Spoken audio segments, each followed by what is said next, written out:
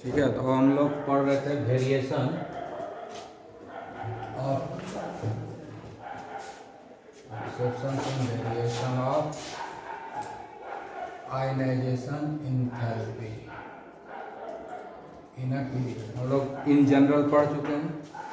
In general हम लोग last lecture में पढ़ चुके हैं कि क्या वेरिएशन होता है आयनाइजेशन एंथैल्पी का।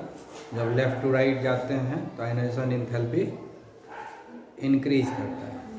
तो अभी यहाँ पर इंक्रीज ही दिख रहा है। ठीक है, सेकंड पीरियड में हम लोग देख रहे हैं फर्स्ट एलिमेंट क्या है, लिथियम। सेकंड पीरियड में फर्स्ट एलिमेंट क्या है, लिथियम, और सेकंड क्या है, बेरिलियम। ये ग्रुप 1 में है और ये ग्रुप 2 में है। यही है ना, ग्रुप 1 एंड ग्रुप 2 में है। ठीक है, लिथियम का इलेक्ट्रॉनिक कॉन्फ़िगरेशन क्या है, 2s1, और बेरिलियम का 2s2। यही है इलेक्ट्रॉनिक कॉन्फ़िगरेशन। तो लेफ्ट टू राइट जब जा रहा है तो क्या हो रहा है कि एटॉमिक साइज डिक्रीज कर रहा है, एटॉमिक साइज डिक्रीज कर रहा है। और लेफ्ट टू राइट जाने पर इसमें न्यूक्लियर चार्ज बढ़ रहा है। इसका एटॉमिक नंबर कितना होता है, लिथियम का 3 होता है, और बेरिलियम का कितना होता है, 4 होता है। तो नंबर ऑफ प्रोटॉन इसमें 3 है, इसमें नंबर ऑफ प्रोटॉन 4 है। तो न्यूक्लियर चार्ज बढ़ रहा है, इफेक्टिव न्यूक्लियर चार्ज इंक्रीज हो जाएगा। ठीक है ना, तो इफेक्टिव न्यूक्लियर चार्ज जब इंक्रीज होगा तो इलेक्ट्रॉन को होल्ड करेगा इफेक्टिवली, है ना। तो जब इफेक्टिवली इंक्रीज करेगा तो उसको रिमूव करना डिफिकल्ट होगा, तो आयनाइजेशन एंथैल्पी क्या होगा, इंक्रीज कर जाएगा। इसलिए आयनाइजेशन एंथैल्पी जो है बेरिलियम का ज़्यादा है ना। Second period there is increase in ionization enthalpy from lithium to beryllium. इसीलिए लिथियम से ज़्यादा बेरिलियम का आयनाइजेशन एंथैल्पी है, क्योंकि इसका एटॉमिक साइज इससे स्मॉल है। दूसरा, बेरिलियम में जो न्यूक्लियर चार्ज है वो ज़्यादा है। ठीक है, न्यूक्लियर चार्ज इसका ज़्यादा है बेरिलियम का, तो दोनों ही फेवर करता है। मतलब ये जो इलेक्ट्रॉन का जो पुल करने वाला जो न्यूक्लियस का इफेक्ट है वो ज़्यादा है। ठीक है ना, आया समझ में, होल्डिंग कैपेसिटी जो है ज़्यादा हो गया, तो जिसके कारण इलेक्ट्रॉन को रिमूव करना डिफिकल्ट होगा। ठीक है, आया समझ में। लेकिन अब इसके आगे जब बढ़ेंगे तब देखो ट्रेंड। अब यहाँ पर देखो ये there is a decrease in the value of ionization enthalpy from beryllium to boron, है ना। बेरिलियम से जब बोरोन में जाते हैं तो आयनाइजेशन एंथैल्पी जो है डिक्रीज हो रहा है, जबकि इंक्रीज होना चाहिए इन जनरल। इन जनरल हम लोग बात कर चुके हैं कि लेफ्ट टू राइट जब जाएंगे किसी भी पीरियड में तो आयनाइजेशन एंथैल्पी इंक्रीज होना चाहिए। तो यहाँ तो पहला ग्रुप 1 और ग्रुप 2 में जब जा रहे हैं 1 से, तो इसमें लिथियम से बेरिलियम की तरफ तो बढ़ रहा है, तो नॉर्मल जो ट्रेंड पड़े वही है। लेकिन जब बेरिलियम के बाद नेक्स्ट एलिमेंट कौन है, बोरोन। ग्रुप 2 के बाद ग्रुप 13 आता है, पी ब्लॉक एलिमेंट में आता है ना। ये भी पीरियड वही है, सेकंड पीरियड में ही बात कर रहे हैं। 1s2 2s2 1s2 2s2 2p, है ना, सेकंड पीरियड में ही है ना। क्लियर, तो पीरियड तो सेम है, लेफ्ट टू राइट हम जा रहे हैं, तो एटॉमिक साइज तो डिक्रीज हो रहा है, no doubt. Atomic size decrease हो रहा है और न्यूक्लियर चार्ज भी इंक्रीज कर रहा है। उसके बाद क्या होना चाहिए, इसका जो आयनाइजेशन एंथैल्पी है वो इंक्रीज होना चाहिए, लेकिन डिक्रीज हो रहा है। तो यहाँ पर कोई और फैक्टर है जो काम कर रहा है, जो इस दोनों को डोमिनेट कर रहा है। यहाँ पर जो फैक्टर हम लोग बात कर रहे हैं कि इससे इसमें जा रहे हैं तो एटॉमिक साइज डिक्रीज कर रहे हैं। एटॉमिक साइज डिक्रीज कर रहा है कि नहीं, लेफ्ट टू राइट जब जा रहे हैं तो एटॉमिक साइज डिक्रीज कर रहा है। ठीक है, उसके बाद न्यूक्लियर चार्ज इंक्रीज कर रहा है। आया बात समझ में। तो ये दोनों फैक्टर के हिसाब से आयनाइजेशन एंथैल्पी बढ़ जाना चाहिए, क्योंकि न्यूक्लियर चार्ज बढ़ रहा है तो इलेक्ट्रॉन को होल्ड करके ज़्यादा स्ट्रांगली होल्ड करेगा, तो ज़्यादा एनर्जी लगाना पड़ेगा इलेक्ट्रॉन को रिमूव करने के लिए। तो आयनाइजेशन एंथैल्पी बढ़ना चाहिए कि नहीं, नॉर्मली इस दोनों के हिसाब से। लेकिन प्रैक्टिकली, थियोरेटिकली बढ़ता हुआ दिख रहा है, लेकिन प्रैक्टिकली क्या हो रहा है, डिक्रीज हो रहा है। क्यों डिक्रीज हो रहा है, इसका मतलब ये दोनों फैक्टर को दबा दिया कोई और फैक्टर। यानी इससे कोई बलवान आदमी आ गया, मैं इससे ज़्यादा चौका छक्का मारने वाला आ गया। अब ये दोनों का नहीं चला, है ना, समझ गया क्या? पहले रोहित शर्मा मारता था, अब उससे आगे बढ़ गया, उसका नहीं चला, अब शिव कुमार लगता है मार दिया, है ना। तो आई बात समझ में? हाँ, तो इसका मतलब ये फैक्टर नहीं चल रहा है, इस फैक्टर को ओवरकम कर लिया है किसी और ने, तो अब सोचना पड़ेगा कौन सा फैक्टर है। ठीक है, अब देखो फैक्टर क्या नज़र आ रहा है। यहाँ लास्ट इलेक्ट्रॉन जा रहा है एस में, आउटर मोस्ट ऑर्बिट का इलेक्ट्रॉन एस में है, और यहाँ पर लास्ट इलेक्ट्रॉन पी में है। पेनेट्रेशन इफेक्ट बताया था ना, पेनेट्रेशन इफेक्ट पांचवा छूट गया था ना, बताया था ना कि एस ऑर्बिटल मोर पेनेट्रेटिव होता है पी ऑर्बिटल के कंपैरिजन में। ये एस ऑर्बिटल है, ये यहाँ पी ऑर्बिटल में लास्ट इलेक्ट्रॉन है, और यहाँ एस ऑर्बिटल में लास्ट इलेक्ट्रॉन है।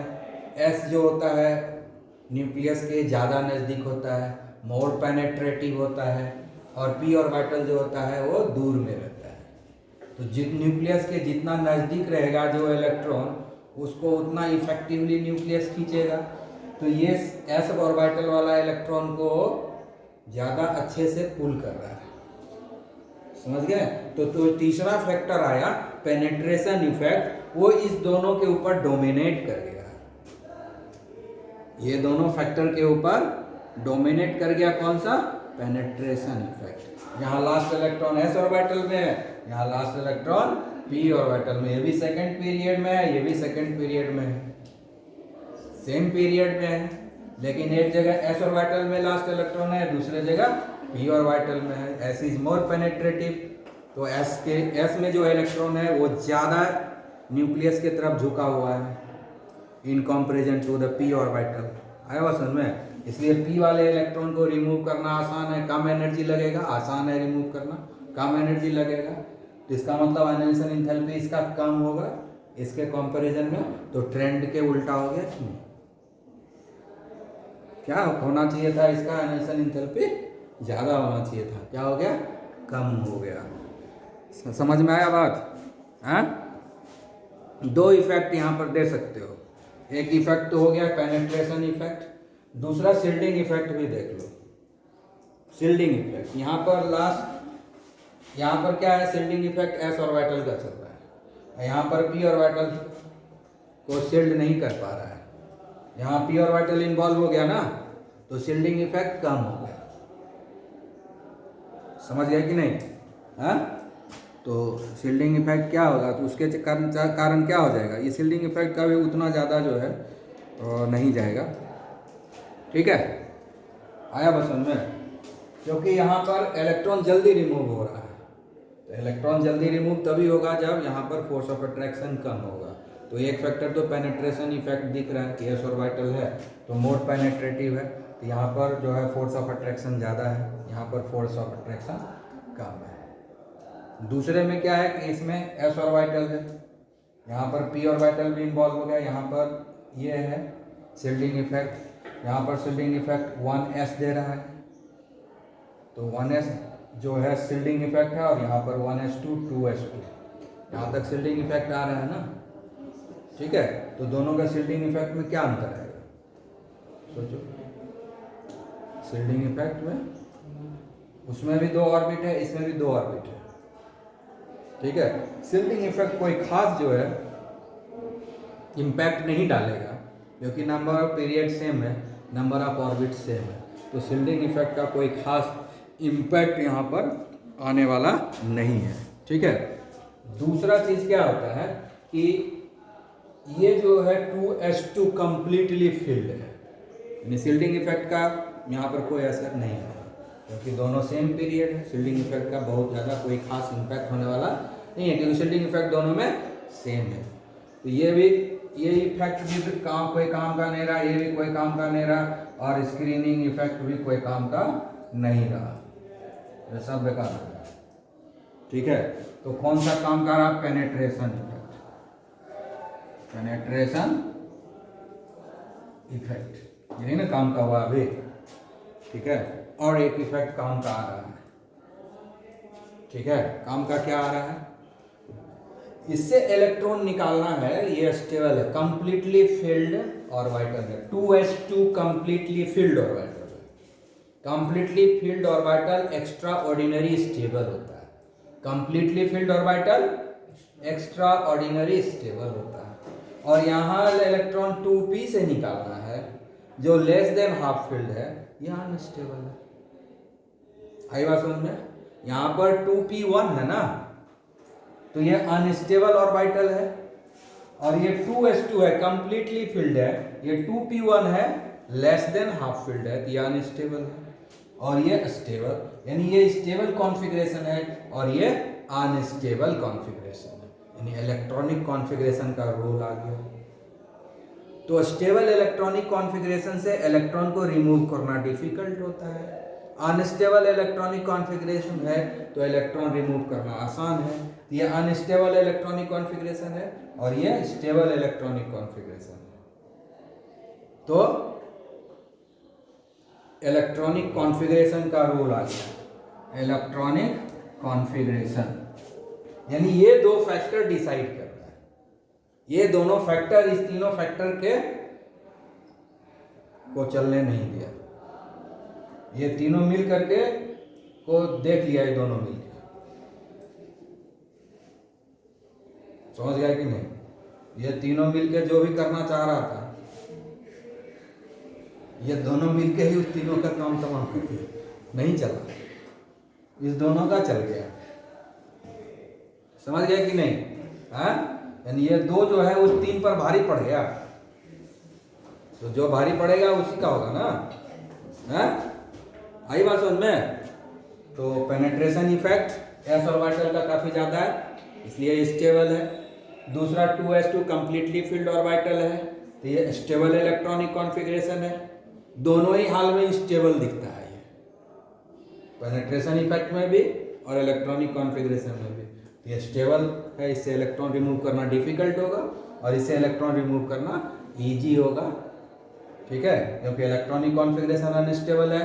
पेनेट्रेशन इफेक्ट भी 2p का कम होता है s के ऑर्बिटल में, यानी 2p डिस्टेंस पर है, तो इलेक्ट्रॉन इसमें लूजली बाउंड है और इसमें स्ट्रांगली बाउंड है, टाइटली बाउंड है। इसमें लूजली बाउंड इलेक्ट्रॉन है और इसमें टाइटली बाउंड इलेक्ट्रॉन है, तो लूजली बाउंड इलेक्ट्रॉन को हटाना आसान है, तो आसान है तो कम एनर्जी लगेगा ना, तो कम एनर्जी लगेगा तो वही तो आयनाइजेशन एंथैल्पी कम हुआ, एनर्जी ही है आयनाइजेशन एंथैल्पी। आ गया समझ में। आप लोग एक्सप्लेनेशन लिख सकते हो ना बढ़िया से, जितना बात बोले इसको एक्सप्लेन करके लिख देना है, याद रहना चाहिए कि हम क्या क्या बोले, ठीक है। नहीं याद रहेगा फिर से सुन लेना, मेरा दिमाग नहीं था, ठीक है ना। आई बात समझ में।